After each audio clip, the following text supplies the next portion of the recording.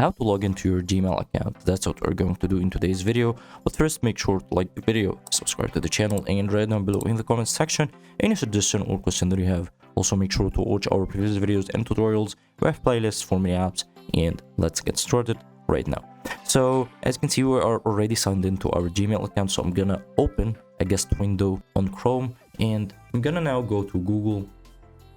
Now open Google. We opened it, and click on sign in on the upper right, and now type in your email here, and then click on next, and here type your password. Now click on next, and click on now you're signed in to Google. And now if you go to Gmail, now you're signed in to Gmail successfully.